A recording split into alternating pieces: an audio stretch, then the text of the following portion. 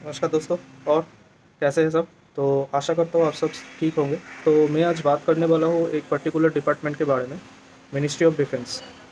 कि पिछले कुछ दिनों से मेरे साथ ईमेल में बातचीत हो रहा था एक भाई के साथ जो नया ज्वाइन किया है। तो वो मेरा रेगुलर सब्सक्राइबर है और बार बार वो रिक्वेस्ट कर रहा था कि सर आपसे एक बार मिलना है। तो फाइनली कल जो है टाइम हो पाया और कल मैं मिलने के लिए गया था और काफ़ी अच्छा एक फ्रूटफुल डिस्कशन रहा दोनों का। और मैंने उसको रिकॉर्ड भी किया था। लेकिन उसके बाद जो है बातचीत के दौरान एक चीज़ जो समझ में आया वो मिनिस्ट्री ऑफ डिफेंस में सबसे बड़ा जो इम्पोर्टेंट चीज़ है ना वो सिक्योरिटी इशू बहुत रहता है। उसमें सिक्रेसी बहुत मेंटेन करना पड़ता है, स्पेशली भाई जिस ऑफिसर के साथ अटैच्ड है, ब्रिगेडियर जनरल है वो आर्मी के। तो उसमें काफ़ी सारा एंगल होता है और अभी अभी उसका प्रोबेशन पीरियड भी चल रहा है, मतलब 5 ही महीना हुआ है। तो मुझे लगा कि रिस्क नहीं लेना and I decided being a elder brother, तो I decided not to include that particular clip here. तो मैं खुद ही अपनी ज़ुबानी से मैं बताता हूँ जो भी चीज़ इन्फॉर्मेशन मुझे उससे प्राप्त हुआ है, वही मैं यहाँ पे आप लोगों के साथ साझा करने वाला हूँ, ठीक है। तो फर्स्ट ऑफ ऑल जो चीज़ लेके बहुत ज़्यादा सवाल आता है, बहुत कंसर्न रहता है जिस चीज़ को लेके कि मोबाइल अलाउड नहीं है। देखिए इसमें ये है कि मोबाइल अलाउड ऑब्वियसली नहीं है। आप जब भी ऑफ़िस में एंट्री लोगे उसमें गेट में ही आपका मोबाइल जो है जमा हो जाता है। इसमें फ़ेसबुक व्हाट्सएप वगैरह कुछ भी अलाउड नहीं है। और आपका ऑब्वियसली एक माध्यम वहाँ पे अवेलेबल रहता है जिससे आप घर वाले इमरजेंसी के टाइम में या कुछ भी इम्पोर्टेंट ज़रूरी कोई बात करना हो, अर्जेंट हो कुछ, तो वो कभी भी आपसे संपर्क कर सकते हैं। वो वहाँ पे एक लैंडलाइन का नंबर रहता है जो इनके पास स्टेनो ग्रेड 2 में ये है, तो इन्हीं के पास है वो। तो उसके थ्रू ऑफिस का कोई भी स्टाफ जो है बात कर सकता है। बाहर का वो आउटसाइड का कोई भी कॉल उसमें अलाउड है। और बाकी एक आर्मी वाला एक अलग सा लैंडलाइन है, उसमें सिर्फ आप ऑफिस टू ऑफिस या इंटरनल बात कर सकते हो। बाकी और एक इंटरकॉम है जिससे वेरियस जो डिविजन्स है ऑफिस के अंदर ही उसमें संपर्क किया जा सकता है। अच्छा, तो मैं ये बताना भूल गया, भाई साहब अभी स्टेनोग्राफर ग्रेड 2 में कर्मरत है और इनका जो 5 महीना ही हुआ है नौकरी का। और इनका ऑफिस है ईस्टर्न कमांड हेडक्वार्टर, जो कि कोलकाता में है और ये बिहार से है। तो इनका काफ़ी अच्छा पड़ता है घर से यहाँ पे 700-800 किलोमीटर लगभग है। और आराम से ये जो है वीकेंड में ट्रैवल कर सकते हैं।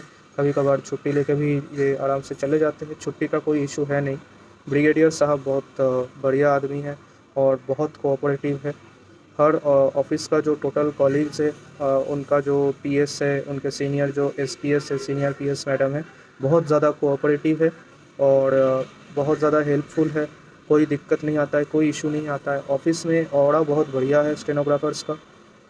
सही में ये जो चीज़ है ना, कभी कभी जो सुनने में आता है कि स्टेनो को ऐसे ट्रीट किया जाता है, वैसे ट्रीट किया जाता है, तो ये सब जब मैं सुनता हूँ कि लोग ऑफिस में जाके अपना बहुत बढ़िया उनको सम्मान मिल रहा है, उनको अच्छा लग रहा है, प्यार मिल रहा है, तो मुझे बहुत अच्छा लगता है।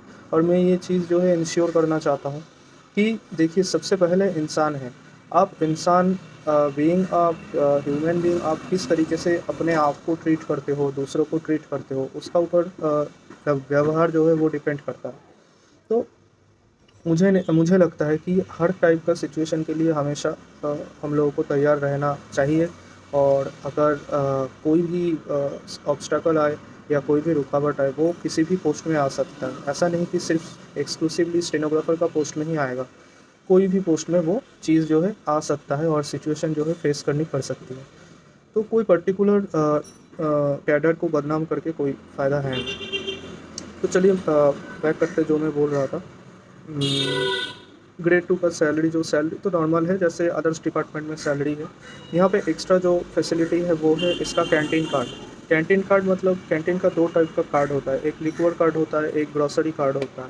जो ग्रॉसरी कार्ड है वो सारे सिविलियन एम्प्लॉयज़ के लिए अवेलेबल है, वो इनको भी मिलता है ग्रॉसरी कार्ड। और कैंटीन का जो ग्रॉसरी कार्ड और लिक्विड का जो कार्ड है, लिक्विड का कार्ड सिर्फ पर्सोनल या वर्दी वाला जो यूनिफॉर्म स्टाफ है उनको मिलता है।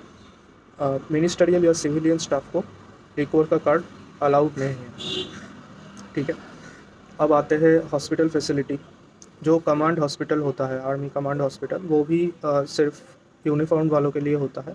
और सिविलियन वालों के नॉर्मल सीजीएचएस जो हमारे डिपार्टमेंट में भी है और सारे डिपार्टमेंट में जो सीजीएचएस का फैसिलिटी होता है हेल्थ का, वो अवेलेबल है। ऑफ़िस का माहौल बहुत अच्छा है। सीनियर्स जो है काफ़ी कोऑपरेट करते हैं, काफ़ी हेल्प करते हैं। कोई इशू हो जाए, दिक्कत हो जाए, ये बोल रहा था कि जब भी कोई प्रॉब्लम हो जाता है मैं फ़ोन करके पूछ लेता हूँ, या तो वो अपने टेबल में बुला लेते हैं, समझा देते हैं, या पहले जैसे बहुत दिक्कत होता था, यहाँ पे कोई ट्रेनिंग का कोई सिस्टम नहीं है। जैसे डीओपीटी में ट्रेनिंग होता है, यहाँ पे या मेरे डिपार्टमेंट में भी नहीं था। ज़्यादातर डिपार्टमेंट में ट्रेनिंग का कुछ रहता नहीं है, तो सीनियर्स को देख के वहाँ से सीखना पड़ता है, कैसे क्या करना है।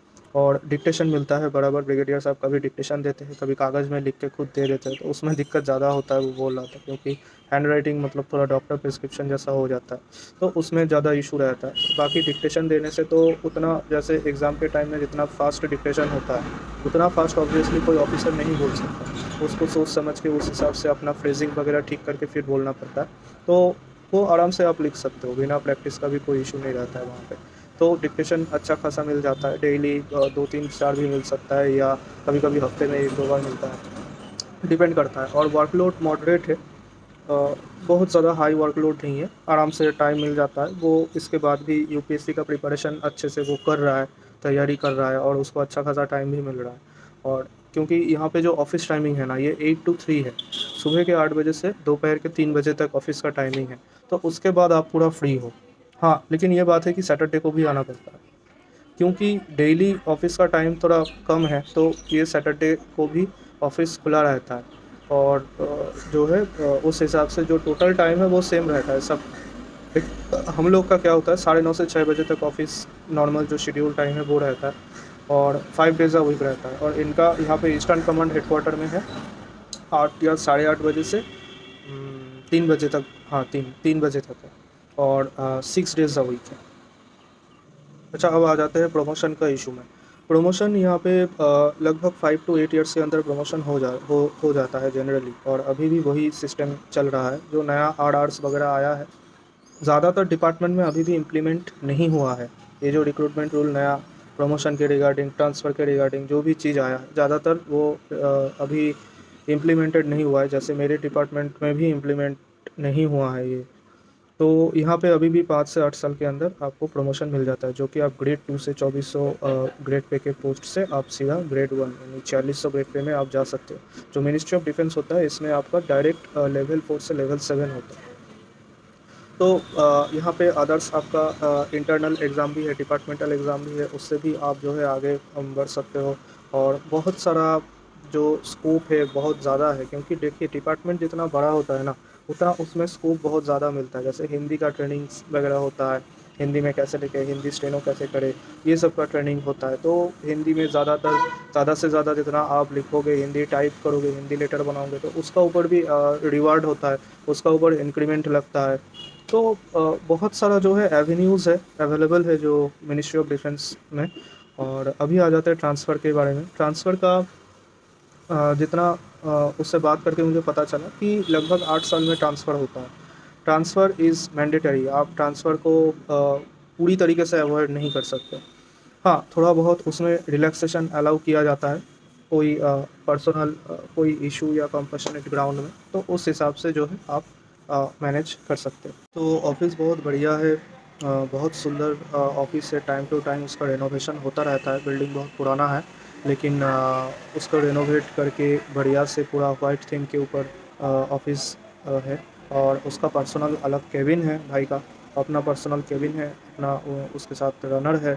और जो भी डॉक्यूमेंट्स वगैरह करने का काम करने का होता है, उसके अंडर में क्लर्क्स है, तो वो उस डॉक्यूमेंट्स को लेके क्लर्क को दे देता है, वो अपने हिसाब से काम करते रहते हैं। और कभी कभार कोई पर्सनल डिक्टेशन वगैरह हो जाता है, तभी उसका कॉल आता है। और बाकी काम करवाने के लिए, साइन करवाने के लिए, डॉक्यूमेंट्स डिवीज़न में भेजने के लिए, एक डिवीज़न से दूसरे डिवीज़न में भेजने के लिए वहाँ पे रनर अवेलेबल है। तो कोई दिक्कत वाली बात है नहीं। जैसे मैं दिल्ली में जैसे डीआईजी सर के पास था, लगभग मुझे लगा उस टाइप का ही है। और काफ़ी ज़्यादा सम्मान मिलता है। और आई कार्ड का पावर तो बहुत ही है, बहुत बढ़िया आई कार्ड है। अलग ही उसका एक वो टशन है मिनिस्ट्री ऑफ डिफेंस का, army command, head command, eastern regional command जो है, मतलब बहुत बड़ी बात है। और आईपीएल वगैरह तो यार टिकट विकेट फ्री में मतलब ऐसे मिलता रहता है, पढ़ा रहता है उसको लेने वाला कोई है नहीं। और यहाँ पे मतलब पूरा लोग जो है पैसा दे दे के खरीद रहे हैं। तो बहुत टाइप का पार्क्स एंड फैसिलिटीज़ बहुत कुछ है, अच्छा खासा डिपार्टमेंट है, रुतबा अच्छा खासा है, और नौकरी जो है बढ़िया, करने में भी बढ़िया लगेगा, मज़ा आएगा। बहुत सारा इन्फॉर्मेशन जो बाद में बाकियों को पता चलेगा वो आपको पहले से पता रहेगा। सेंसिटिव इन्फॉर्मेशन बहुत सारा आपको डील करना पड़ेगा, और उस हिसाब से जो है अपने आप को थोड़ा बहुत आपको प्राइवेट रखना पड़ेगा। ज़्यादा जो है आप घुल मिल नहीं सकते। अगर घुलो मिलोगे भी तो उसमें भी आपको सेक्रेसी बढ़िया से मेंटेन रखना पड़ेगा। मुंह आप सिल टोटल नहीं खोल सकते।